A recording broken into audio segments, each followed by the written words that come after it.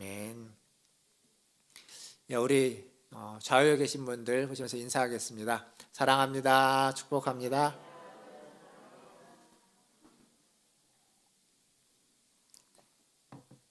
오늘은 추수감사 주일입니다. 전에도 말씀드렸지만 이 추수감사절, 추수감사 주일은 미국에 있는 미국 기독교의 절기, 명절이라고 보는 게 맞습니다. 영국에서 메이플라워를 타고 미국으로 건너간 청교도인들이 청교도 신앙을 가진 그들이 한 해 동안 미국 땅에 정착을 하고 겨우겨우 살아남은 것에 대한 감사로 정했던 절기, 하나님께 감사했던 것이 추수감사절입니다. 저희는 어제 임직식을 마치고 사진을 찍었습니다. 어제 사진을 찍는데 앞에서 이제 사진을 찍고 있는데 이장구 장로님이 저한테 오시는 거예요. 그래서 이장구 장로님이 뭐라고 말씀하시냐면 우리 김수석 장로님이랑 같이 사진 한 장 찍자고 그러시면서 동기 원로 장로가 생겼다고. 제가 장로님 동기라뇨. 장로님이 선배시고 이쪽은 후배십니다. 동기가 아니라 선후배. 그렇게 사진을 한껏 찍었습니다. 주보에 보시면 그 임직식 사진 중에 그 사진이 들어가 있습니다. 사진을 찍고 한 다음에 제가 무슨 생각이 들었냐면 오랫동안 이장부 장로님이 원로 장로로서 혼자 한 분밖에 안 계시는 원로 장로로서 오랫동안 힘드셨겠구나. 그래서 한 분의 원로 장로님이 다시 세워지는 걸 보면서 그 같이 사진 찍고 싶은 마음, 그게 크지 않았을까. 그런 생각이 저한테 문득 들었습니다.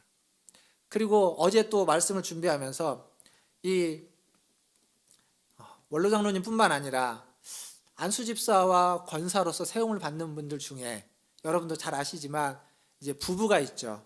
몸에 불편하신 우리 김영철 집사님, 그리고 그 김영철 집사님을 간호하는 이영란 권사님. 남편이 쓰러지고 그 쓰러진 남편을 이렇게 간호하면서 치료하면서 보냈던 시간들이 우리가 다 헤아릴 수 없을 만큼 힘들고 어려운 시간들을 보냈을 겁니다. 어쩌면 그렇게 시간을 보내는 그 열매로서, 그 은혜로서 어제 그 임직식에 두 분이 직분을 받지 않았나. 하나님께 참 힘겨운 시간들을 보냈겠죠. 그분들만이 그러지 않았을 겁니다. 어제 임직을 받았던 다른 분들도 좀 다른 의미지만, 좀 다른 경우겠지만 나름 힘든 시간을 보내왔고 그 힘든 시간 속에서 믿음을 잃지 않고 지내왔기에 어제 임직을 하고 직분을 받는 그러한 은혜가 있을 거다라는 생각이 들었습니다. 그래서 오늘 말씀을 이렇게 준비하면서 오늘 이 말씀은 어제 임직을 받았던 분들뿐만 아니라 지금도 여전히 힘든 시간을 살아오고 있고 지난날 힘든 시간을 살면서 여기까지 오신 이 자리에 앉아 계신 우리 모든 성도님들을 향한 하나님의 마음이고 하나님의 음성이다라는 생각이 들었습니다. 그래서 오늘 이 말씀을 다른 때보다 더 조금 귀를 여시고 마음을 여시고 하나님의 음성으로 들으시기를 주님의 이름으로 축원드립니다. 몇 년 전에 제가 이제 추수감사주일 설교를 하면서 그런 말씀을 드렸습니다. 제가 앞에서도 얘기했지만 추수감사절은 성경에 나와 있는 절기가 아니다. 성경에 있는 절기는 세 가지 중요한 절기가 있죠. 세 가지. 첫 번째가 유월절이 있습니다.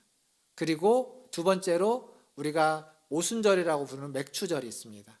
그리고 세 번째로 장막절이라고도 부르고 초막절이라고 부르는 그 절기가 있습니다. 이 세 가지 절기가 성경에서 가장 중요한 절기인데 오순절은 이제 추수하고 전혀 관계가 없는 절기고 맥추절 같은 경우는 저희는 이제 7월 첫 주로 맥추절을 지키는데 그 맥추절은 보리추수가 시작하는 것에 감사해서 하나님께 드리는 절기입니다. 반면 이 장막절, 초막절이라고 하는 절기는 한 해의 모든 추수가 다 끝났을 때, 다 마무리하고서 드리는 절기가 이 초막절, 장막절입니다. 그런 의미에서 추수감사절, 그리고 우리로 표현하면 한가위 같은 추석 같은 절기는 초막절과 조금 더 의미상으로 유사하다라고 볼 수 있습니다. 그렇게 볼 때 과연 이 초막절과 장막절에 대해서 조금 여러분들에게 설명을 드려보면 초막절과 장막절은 추수가 다 끝난 뒤에 그 한 해의 추수에 감사하면서 드리는 절기입니다. 지키는 절기죠. 그래서 그때는 다른 때보다 더 풍성하고 다른 때보다 더 많은 곡식이 있고 또 추수가 끝났기 때문에 좀 마음의 여유도 있고 안식도 취할 수 있는 때입니다. 근데 그때 하나님이 어떤 절기를 주신 거냐면 장막절, 초막절. 즉 이건 장막을, 초막, 텐트를 치고서 집에서 있지 말고 집 밖에서 야영 생활을 하라는 겁니다.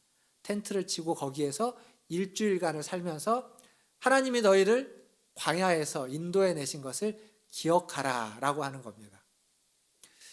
여러분, 텐트에서 자보신 적 있으십니까? 우리 이제 어르신들은 없겠지만 젊은 분들은 요즘 레저로 캠핑이 되게 유행이기 때문에 텐트에서 자보신 적이 있을 겁니다. 지금은 이 야영, 캠핑 생활이 하나의 레저이고 좀 여유가 있고 좀 자신의 삶을 좀 더 이렇게 풍요롭게 하기 위한 것으로 자리 잡았지만 사실 집을 떠나서 텐트에서 산다는 건 굉장히 열악한 환경입니다. 집보다 안락하고 편안한 집보다 좀 딱딱하고 모든 게 다 불편하고 화장실도 씻는 것도 음식을 해먹는 것도 잠자리도 다 편하지가 않습니다. 그런데 그러한 절기를 그렇게 지키라고 하는 겁니다. 지금 가장 풍요롭고 가장 풍성하고 가장 누릴 수 있는 것이 많고 여유가 있는 그때에 왜 일주일간을 그렇게 불편하게 생활을 하라고 하나님 굳이 하시는 걸까요?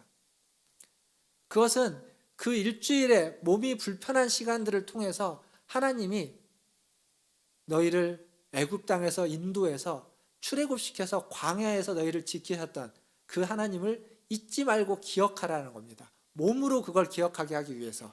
그리고 그렇게 일주일간을 보내면서 가족들이, 부모들이 자녀들에게 하나님 우리를 어떻게 인도하시고 하나님 우리가 어떻게 은혜 주셨는지를 나눌 수 있도록 하기 위해서 그런 절기를 주신 겁니다. 오늘 설교 제목이 잊지 말고 기억하라입니다. 하나님이 잊지 않고 기억하게 하기 위해서, 하나님의 은혜를 잊지 않고 기억하기 위해서 그렇게 하신 거죠.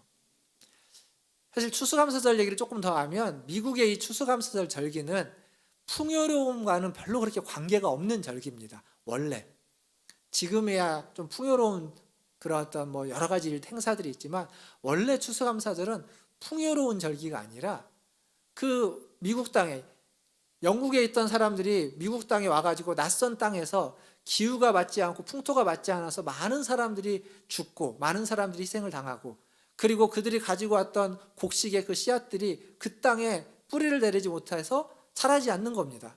그러니까 먹을 게 없는 거죠.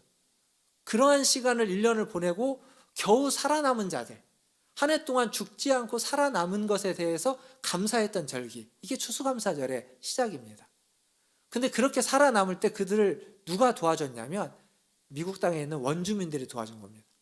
그들이 가지고 왔던 씨앗은 그 땅에 아무런 소용이 없었지만 그 원주민들이 먹으면서 했던 그 감자나 이런 것들이 원주민들로부터 도움을 받아서 키우는 법을 배웠고 그래서 그것을 수확한 것이죠.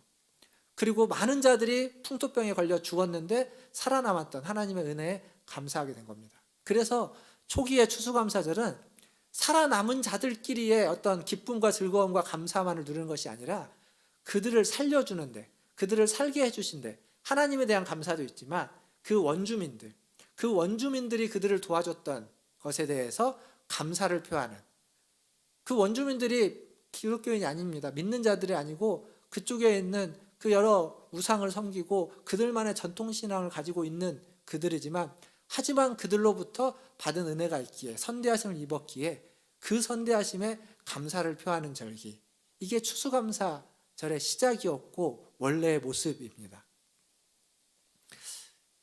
그런 의미에서 추수감사절의 원래의 모습을 좀 회복하자는 의미에서 오늘 떡을 나눠드리죠. 여러분 얼마 전까지 한 3주 정도 저희가 떡을 계속 이렇게 또 나눴습니다. 장례 때문에 여러 가지 때문에 감사해서 나눴는데 오늘도 또 떡이 있습니다. 매번 다른 떡이고 매번 맛있는 떡이지만 오늘 이 떡만큼은 여러분이 드시지 마시고 여러분이 지난 한 해 동안 어렵고 힘들게 살아왔던 한 해 동안 감사한 사람들, 우리 성도들 말고요. 여러분의 주변에서 여러분이 다니는 가게나 슈퍼나 마트나 이런 가게들에서 있는 사람들, 또 여러분이 알고 있는 가깝게 지내는 지인들, 특별히 그들이 믿지 않는 분들이라면 더더군다나 그분들에게 이 떡 하나 가지고 가서 떡을 주면서 오늘 추수감사절인데 하나님이 한 해 동안 당신을 통해서 내게 기쁨을 주고 즐거움을 주고 은혜를 준 것에 감사해서 떡 하나 나누려고 한다고 하면서 전해준다면 그게 얼마나 복된 일이고 그게 얼마나 기쁜 일이겠습니까? 그리고 그게 추수감사절의 원래 의미를 회복하는 실천의 모습입니다. 오늘 이번 추수감사절은 좀 그렇게 나눠드리는 떡을 사용하시는, 물론 배고프신 분들은 가다가 드셔도 되지만 다 그래야 된다는 건 아니지만 그렇게 좀 하셔서 하나님이 오늘 이 말씀을 통해서 여러분들에게 원하시는 것들을 실천해 보시는 그러한 우리 문화천지학교 성도들 다 되시기를 주님의 이름으로 축원드립니다. 이제 본문에 있는 내용을 좀 살펴보려고 합니다. 오늘 우리가 본문 읽었던 신명기 말씀에는 우리가 잊지 말아야 할 것과 그리고 꼭 기억해야만 할 것, 이렇게 이야기하고 있습니다. 먼저 12절부터 14절까지 말씀을 제가 한번 읽어보도록 하겠습니다. 12절부터 14절. 12절입니다. 내가 먹어서 배부르고 아름다운 집을 짓고 거주하게 되며 또 내 소와 양이 번성하며 내 은금이 증식되며 내 소유가 다 풍부하게 될 때에 내 마음이 교만하여 내 하나님 여호와를 잊어버릴까 염려하노라. 여호와는 너를 애굽 땅 종되었던 집에서 이끌어내시고, 이렇게 되어 있습니다. 첫 번째로 우리가 잊지 말아야 될 것은 이 14절 뒷부분에 있는 너희가 애굽 땅에서 종되었다라는 겁니다. 너희가 애굽 땅에서 노예였다라는 것을 잊지 말라는 겁니다. 즉 우리가 좀 괜찮은 존재, 쓸만한 존재, 아니면 혹 대단한 존재가 아니라는 겁니다. 우리는 죄의 종이었고 죄의 노예였다라는 사실을 잊지 말라라고 이야기하는 겁니다. 이걸 잊어버려서는 안 된다는 겁니다. 모든 나라는 다 건국신화라는 게 있습니다. 우리나라의 건국신화는 뭐죠? 단군신화입니다. 단군신화. 요즘은 그런 얘기들 많이 안 하는 거, 예전에는 한참 많이 할 때도 있었습니다. 우리 민족의 건국신화는 단군신화입니다. 단군신화는 어떤 내용이냐면 환인이라고 하는 하늘에 있는 환인이 그의 아들 환웅을 통해서 이 땅을 내려가게 되죠. 그래서 환웅의 아들이 단군인데 그 단군이 우리나라 이곳에 고조선을 세우는 겁니다. 그게 단군신화인데 거기에 또 등장하는 두 존재가 있죠. 호랑이와 곰이 등장합니다. 호랑이와 곰에게 마늘을 주면서 동굴에서 100일 동안 마늘만 먹으면서 지내면 너희가 사람이 될 것이다 라고 했는데 호랑이는 어땠죠? 맛없는 마늘 견디지 못하고 뛰쳐나갑니다. 반면 곰은 그 마늘을 먹으면서 100일을 견디고 그래서 웅녀로서 사람이 되어서 나오죠. 그래서 그 곰에서 사람이 된 웅녀와 그 환인의 아들 환웅과 결혼을 해서 낳은 자녀가 단군입니다. 그 단군이 이곳에 나라를 세우는데 그게 고조선입니다. 우리 민족의 신화입니다, 이게. 이 신화는 뭘 얘기해 주냐면 우리 민족은 끈기와 인내가 있는 민족이라는 걸 말해주는 겁니다. 곰이 보여줬던 거죠. 그리고 우리 민족은 하늘과 연결되어 있는 민족이라는 걸 이야기하는 겁니다. 환인의 아들 환웅이 내려와서 결혼해서 아이를 낳기 때문에 하늘과 연결되어 있는 민족이라고 하면서 우리 민족의 자긍심을 높여주는 신화인 겁니다.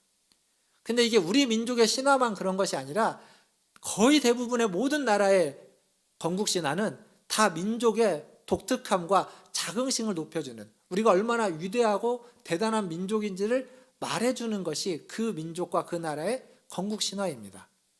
그런데 이스라엘의 건국신화는 이스라엘이 자신의 민족을 이야기하면서 계속 반복적으로 되뇌이고 있는 내용은 그렇지 않습니다. 이스라엘이 자신의 민족을 이야기할 때 반드시 이야기하는 중요한 두 가지가 있습니다. 하나는 뭐냐면 우리의 조상은 아브라함이라는 겁니다. 아브라함. 근데 아브라함이 갈대아 우르에서 우상을 만들던 사람이었습니다. 그게 그들의 신화에서 반드시 빠지지 않고 이야기하고 있는, 자신의 민족의 정체성을 이야기할 때 우리는 아브라함의 후손이라고 이야기합니다. 그리고 아브라함의 후손이라는 말과 그것보다 더 많이 나오는 것 같습니다. 구약 성경과 신약에 보면 더 많이 나오는 내용이 뭐냐면 우리는 애굽 땅에서 종되었던 자이지만 하나님이 출애굽시켰다. 이 출애굽 이야기가 성경에 굉장히 많이 나옵니다. 즉 출애굽이 이스라엘이 어떠한 민족인지의 정체성을 말해주고 있습니다. 근데 출애굽 얘기의 배경이 뭐냐면 앞에서 제가 읽어드렸던 14절에 있는 것처럼 너희는 애굽 땅에서 종이었다라는 겁니다. 너희는 애굽 땅에서 노예였다는 겁니다. 너희의 조상은 종이고 노예였다라는 것을 잊지 말라는 겁니다. 우리의 조상이 노예였다는 것, 그걸 기억하고 싶은 사람이 많을까요? 잊어버리고 싶은 사람이 많을까요? 제 질문이 어리석은 거죠. 모두가 다 잊어버리고 싶을 겁니다. 나의 과거가 아름답고 빛나고 멋진 과거라면 좋겠지만 나의 과거가 어둡고 축축하고 그리고 말하고 싶지 않고 비참하고 힘든 과거라면 그 과거를 지나온 지금 그 과거를 다시 되뇌고 싶은 사람은 없습니다. 잊어버리고 싶을 겁니다. 있는 걸 뛰어넘어서 막 족보를 바꾸는 것처럼 나의 과거를 바꾸고 싶을 겁니다. 내 과거가 그렇지 않았다고, 내 과거가 찬란했다고, 아름다웠다고, 그래서 내가 이렇게 이 자리까지 올 수 있었다고 이야기하고 싶은 게 사람의 마음일 겁니다. 근데 성경은, 하나님은 그러지 말라는 겁니다. 너희가 종이라는 것, 너희가 노예라는 것, 너희가 종과 노예로서 형편없는 존재였다라는 것을 절대로 잊지 말라고 이야기합니다. 아주 그것도 반복해서 얘기할 기회가 있을 때마다 성경은 말해주고 있습니다.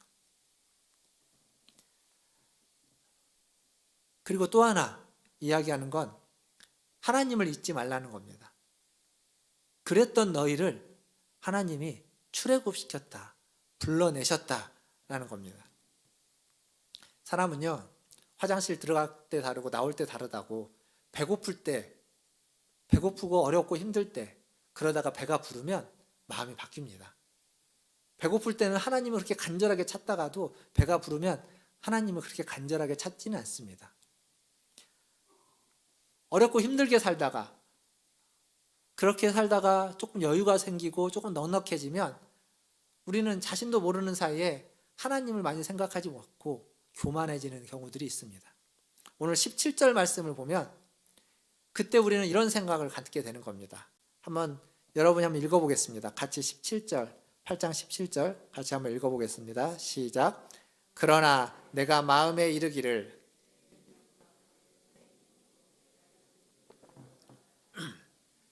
이렇습니다. 어렵고 힘들게 살다가 이제 좀 여유가 생기고 뭔가 좀 손에 쥐어지는 게 있을 때 사람은 무슨 생각을 하게 되냐면 여기 있는 것처럼 내 마음에 이르기를 내 힘과 내 손의 힘과 내 능력으로 내가 이 재물을 얻었다. 그런 생각을 하는 겁니다. 배고프고 힘겹게 살 때 하나님의 도움이 절실했는데 그때 하나님이 도와주셨는데 지금의 이 풍성함과 지금의 이 평안함과 지금의 이 여유는 그때 하나님이 도와주셨기에 내가 누릴 수 있는 것인데 그런데도 불구하고 우리는 어떻게 생각하냐면 내 힘으로, 내 능력으로, 내 노력으로 된 것이다 라고 생각하는 겁니다.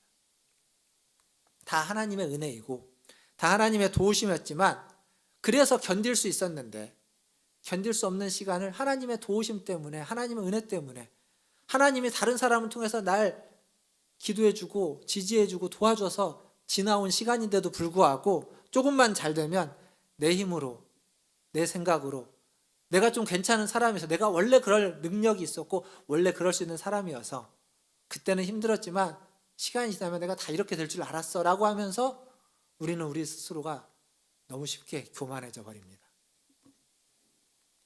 사랑하는 성도 여러분, 믿음이 뭘까요? 무엇이 믿음이라고 생각하십니까?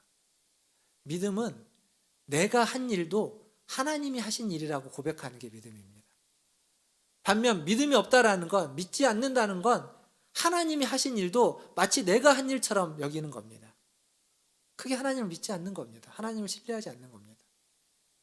하나님이 하셨는데 누가 봐도 하나님이 하신 일인데 근데 그걸 내가 했다고, 우리가 했다고, 우리의 힘으로 우리가 할 수 있었다고 생각하는 건 그건 믿지 않는 겁니다. 하나님을. 반면 누가 봐도 당신의 공이고 누가 봐도 당신의 노력 때문에 된 일이라고 하지만 그 일을 아니 내가 한 것이 아니라 내 능력으로 된 것이 아니라 하나님이 하셨다고, 그건 하나님이 계셨기 때문에 이루어진 일이다고 그렇게 고백하는 것, 그게 믿음입니다. 여기 계신 오늘 예배 가운데 참여하시는 여기 있는 모든 분들에게 이러한 믿음이 있기를 주님의 이름으로 축원합니다. 이러한 믿음으로 하나님이 베풀어 주신 은혜를 잊지 마시기를 부탁드립니다. 그리고 오늘 말씀에서 하나 더 잊지 말라라는 것과 함께 신명기 말씀은 기억하라라고 이야기하고 있습니다. 기억하라. 사실 잊지 않는 것과 기억하는 건 뭐 거의 비슷한 이야기입니다. 그렇게 크게 틀리지 않는데, 근데 잊지 말라는 것의 목적이 뭐냐면 기억하는 겁니다. 그러니까 기억하는 게 사실 모든 것의 목적입니다. 지키는 것, 성경에서 이제 말씀을 지키라고 하죠. 말씀을 지키는 것 자체가 목적이 아니라 지킴으로써, 그 말씀을 지킴으로써 말씀을 하신 하나님을 잊지 않고 기억하게 하는 겁니다. 사실 우리의 신앙생활에는 이 기억하게 하는 요소들이 굉장히 많습니다. 방금 우리의 예배의 순서 중에 뭐가 있었냐면 사도신경을 우리가 암송했죠. 고백했습니다. 뭐 화면에 사도신경이 이렇게 뜨는 걸로 알고 있는데 뭐 대부분 화면을 보지 않고 우리가 다 암송하고 있어서 이렇게 암송했을 겁니다. 매 예배 시간마다 합니다. 사도신경의 내용은 하나님에 대한 믿음의 고백, 그리고 예수 그리스도에 대한 믿음의 고백, 그리고 성령님에 대한 믿음의 고백으로 되어 있습니다. 이것은 하나님에 대해서, 예수님에 대해서, 성령님에 대해서, 삼위 하나님에 대해서 우리에게 매 주일마다 기억하라는 겁니다. 암송하면서 그걸 기억하기 위한 신앙의 요소들입니다. 뿐만 아니라 절기도 그렇고 그 때를 따라서 이번 주가 추수감사절, 조금 있으면 성탄절, 그리고 해를 넘기고 나면 부활절, 그리고 조금 더 있으면 맥추절, 기본적으로 이렇게 4개의 절기를 우리가 계속 기억하고 있는데 그 절기 때마다 하나님 어떻게 일하셨는지를 절기를 지킴으로 그 하나님이 하신 일을 기억하라는 겁니다. 주일도 마찬가지입니다. 주일은 절기보다 조금 더 가까이 있죠. 일주일에 한 번씩, 7일에 한 번씩 주일을 지키면서 이 자리에 나와 예배를 드리면서 하나님이 한 주간 내게 하셨던 일, 그것을 기억하고 그것을 잊지 말고 살라라는 이야기입니다. 그래서 신앙의 기본적인 주일 성수가 중요한 겁니다. 여러분이 말씀을 읽고 묵상하고 기도하는 것, 새벽에 나와서 말씀을 읽고 기도하는 것, 그것이 중요한 이유는 그날 하루를 그 말씀을 통해서 하나님을 잊지 않고 기억하기 위한 겁니다. 주일을 빠뜨리고 매일매일 기도하는 시간들을 빠뜨리다 보면 나도 모르는 사이에 그 하루가, 그 한 주가 하나님을 생각하지 못하고 그냥 훅 지나가 버리기도 하기 때문에 그러지 않게 하기 위해서 말씀 묵상을 매일 하는 것이고 기도를 매일 하는 것이고 주일을 지키는 겁니다. 기억하게 하기 위함입니다.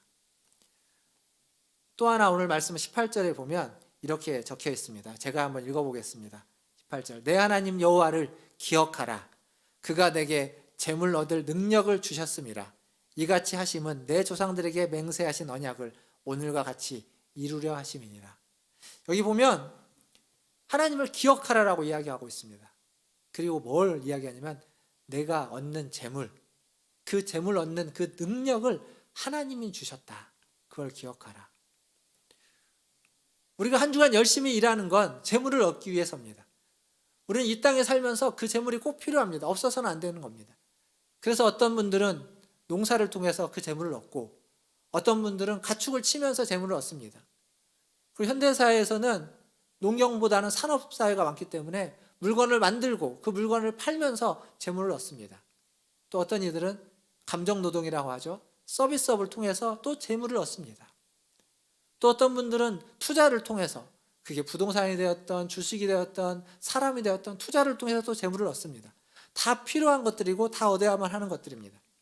근데 그걸 하는 그 과정 속에서, 그렇게 해서 재물을 얻는 과정 속에서 잊지 않고 기억해야만 하는 건 그걸 얻을 수 있는, 그렇게 얻을 수 있는 그 능력과 그 힘을 하나님이 주셨다는 겁니다.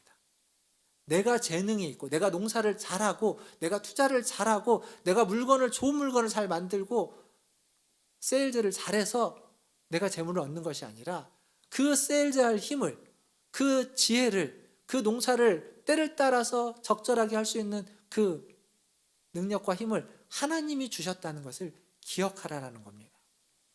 무엇을 하든지, 재물을 많이 얻든 적게 얻든 무슨 일을 하든지, 복을 누리든지 다 하나님이 힘 주셔서 누리고 있는 것이다라는 것을 잊지 말고 기억하라는 거죠.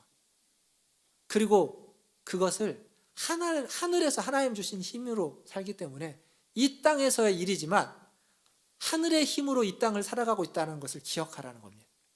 즉 우리는 분명히 이 땅을 살고 있습니다. 그래서 이 땅에 수고하고 노력해서 이 땅의 것들을 얻습니다.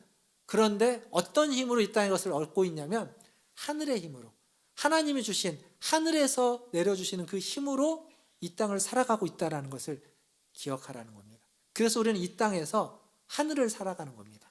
이 땅에서 살아가고 있지만 하늘의 힘을 경험하면서 살아가고 있는 삶, 그게 그리스도인의 성도의 삶이라는 겁니다. 어제 저희가 임직식을 했습니다. 임직식을 할 때 우리 여기 앞에 서울여자간호대 총장님이 오셔서 축사를 해주셨는데 축사를 하시면서 그런 말씀을 하셨습니다. 저희가 그 축사를 언제 부탁드렸냐면 그 봄에 우리가 직분자를 피택한 다음에 임직식을 할 때 봄에 저희가 간호대에 장학금을 전달했지 않습니까? 근데 전달을 하면서 그때 오신 직원분들에게 총장님에게 저희가 이런 임직식을 가을에 할 텐데 시간이 되시면 좀 오셔서 축사를 해주시면 좋겠습니다 라고 부탁을 했습니다. 총장님이 이제 흔쾌히 허락을 해서 제가 일정을 잡아서 어제 축사를 하셨는데 오셔갖고 어제 축사 시작하시면서 첫 마디가 그 말씀이었습니다. 그렇게 부탁을 받고 안 할 수가 없었다고. 왜냐하면 자기가 안 한다고 하면 장학금을 안 줄까봐 안 할 수가 없었다고. 그래서 오게 됐다고. 저희가 1학기만 장학금을 주냐고 2학기도 장학금을 줍니다. 아마 지난 주 중에 장학금을 받을 장학생이 아마 선택된 걸로 알고 있습니다. 아직 직원분들에 제가 메일을 받지는 못했는데 선택이 거의 다 됐다고 알고 있습니다. 그래서 2학기 때에도 장학금을 전달하지만 그 장학금, 그게 많은 금액은 아니지만 여러분이 힘겹게 해주신 그걸 모아서 아껴가지고 그들과 함께 나누는 겁니다. 제가 장학생을 선발할 때 맨 처음에 몇 년 전에 제가 맨 처음 할 때 직원분들이 교회 다니는 학생을 선발해야 되냐고 이렇게 물어봤을 때 제가 그러지 않아도 된다고. 교회를 다니면 좋지만 선발 기준에 교회 신앙생활을 하느냐 안 하느냐는 넣지 말아달라고. 그가 장학금이 필요한 학생이냐 아니냐가 성실하냐 아니냐, 장학금이 필요하냐 필요하지 않느냐, 그게 더 중요하다고 그렇게 말씀을 드렸고 지금도 그렇게 합니다. 추수감사절 여러분이 힘겹게 모아서 힘겹게 헌금해 주셔서 모은 그 돈을 가지고 우리의 자녀들에게도 장학금을 주고 그들을 격려하고 위로하지만 교회 밖에 있는 다른 사람들에게도 그 주신 은혜를 나누는 겁니다.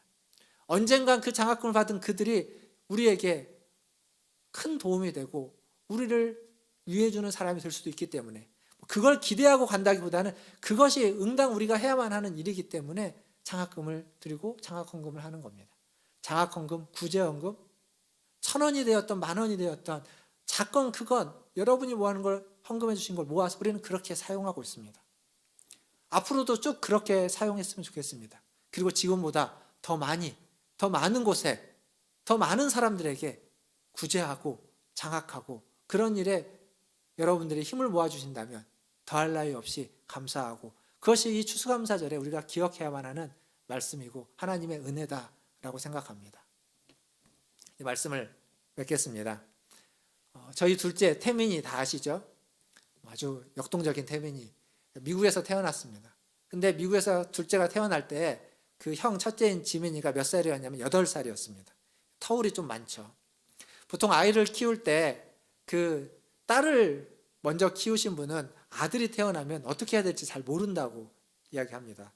그리고 아들을 먼저 키우신 분은 딸이 태어나면 이 딸은 또 어떻게 키워야 될지 잘 모르겠다고 이야기합니다. 근데 저희는 아들과 아들이지 않습니까? 아들 한번 키워봤습니다. 둘째 아들 그냥 뭐 잘 키울 수 있을 것 같았는데 이 7년이라는 시간이요 싹 잊어버리게 만듭니다. 둘째가 태어났는데 어떻게 해야 될지를 하나도 기억이 안 납니다. 첫째 때 다 이게 생각도 하고 책도 보고 몸으로도 부딪히면서 키워봤을 텐데 둘째가 태어나니까 하나도 모르겠습니다. 처음입니다. 처음 하는 것과 똑같았습니다. 7년이라는 시간, 길면 길고 짧으면 짧은 시간인데 그 7년 만에 우리의 기억이 다 없어져 버립니다. 근데 이게 7년이 아니라 10년, 20년, 30년, 40년, 50년 된 기억은 어떨까요? 제대로 온전할 리가 없습니다. 사람의 기억이라는 게 그렇게 불완전합니다. 심지어 우리는 어떤 걸 어떻게 기억하냐면 꼭 기억해야만 하는 건 잘 잊어버리고 기억하지 않아도 될 만한 건 꼭 기억하고 있습니다. 그게 우리의 기억의 한계입니다. 성경은 기억하라고 하는 겁니다. 또한 우리가 기억할 때 우리는 우리의 감정을 사용해서 기억을 하죠. 그래서 어떤 사건이 그때의 감정이 어땠느냐에 따라서 이 사람은 아주 좋은 일이 되지만 저 사람은 아주 안 좋은 기억이 됩니다. 분명히 한 가지 일인데 하나의 사건인데 자신의 감정에 따라서 전혀 다르게 기억하는, 감정이 거기에 덧붙여져서 전혀 다르게 기억하는 경우도 있습니다. 그래서 성경은 하나님을 잊지 말고 기억하라고 할 때 우리에게 해주신, 베풀어 주신 그 은혜, 그 경험만 가지고 기억하라고 하지 않고 하나를 더 주십니다. 그게 뭐냐면 성경입니다. 말씀. 기록된 것을 통해서 우리가 하나님을 기억하게끔 하는 겁니다. 말씀으로 기록해서 하나님이 어떠한 분이신지 기록해서 오늘 우리가 읽었던 이 신명기 말씀과 같은 말씀, 너희에게 은금을 더하시고 우양을 더하시고 너희를 풍족케 하시고 먹이시고 집을 주시고 그렇게 베풀어 주신 그 하나님을 기억하라고 적어놨습니다. 글로 써놨습니다. 우리가 주일마다 광고를 하죠. 공동체 성경통독 해서 광고를 합니다. 이번 주는 예레미야 말씀 뒷부분과 예레미야 애가를 통독하자고 합니다. 코로나가 시작되면서 우리가 이것들을 시작했는데 계속 이어져 가고 있는 건 하면 할수록 성경을 통독하고 읽는 건 신앙생활에 너무도 중요하고 제가 설교를 할 때마다 여러 번 이 얘기를 하는 것 같습니다. 말씀을 읽고 묵상하는 것, 그건 너무도 소중합니다. 그걸 통해서 우리가 어떤 존재인지, 우리가 얼마나 연약하고 우리가 얼마나 죄인이고 그리고 그런 우리를 하나님 어떻게 사랑하셨는지 잊지 않고 기억하게 만드는 겁니다. 하나님의 말씀에 순종하기도 해야 됩니다. 그 묵상했던 말씀, 읽었던 성경 말씀 그 내용을 순종해야 됩니다. 근데 순종 자체가 목적이 아니라 그 순종을 통해서 하나님을 잊지 않고 기억하는 겁니다. 이게 신앙의 목적입니다. 사랑하는 성도 여러분, 이번 주도 그리고 앞으로도 언제까지든지 하나님이 나의 삶에 베풀어 주신 것들을 잊지 마시고 기억하십시오.